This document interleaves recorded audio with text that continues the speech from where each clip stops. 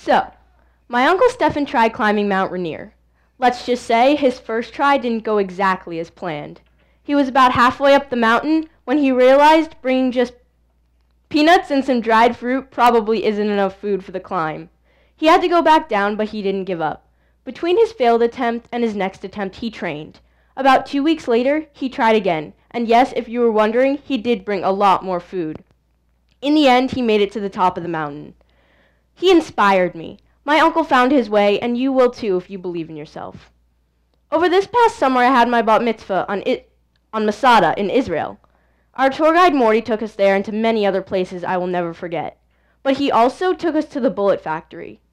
This factory was built after World War II, and the Israelis wanted their independence from the British. But they needed bullets. I mean, there'd be no war without bullets. So the newly formed resistance set up an underground factory that made these bullets that no one knew about.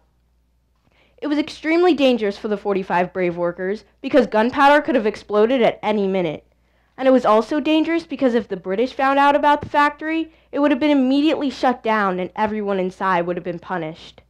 So its cover was a kibbutz. A kibbutz is something that shares everything, from food to money to education. And this kibbutz did mainly laundry, which was great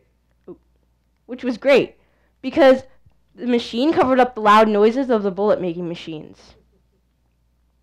Imagine having to make your own bullets to fight in a war for independence. And they made over 2 million bullets. That's the equivalent of how many people live in Houston, Texas. In fact, I have a bullet from the actual factory right here. Like my Uncle Stephen, the bullet factory workers found their way, and they overcame the obstacles and the tough conditions. And speaking of inspiring people, Diana Nyad swam from Cuba to Florida without stopping. It may have taken her 5 tries, but she did it. She achieved something the world thought was impossible. Also, Ben Saunders. He skied from Russia to the North Pole to Canada alone. It may have also taken him a few tries, and he may have also become depressed after those failed attempts, but he got back up and he found his way. And as someone unknown once said, the harder you work for something, the greater you will feel when you finally achieve it. That is definitely how Diana Nyad, Ben Saunders, the bullet factory workers, and even my Uncle Stephen felt after they accomplished their goals.